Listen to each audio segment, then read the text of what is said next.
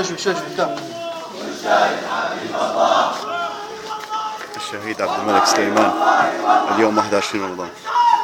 سناخذ بالدار والله والله والله والله سناخذ بالدار والله.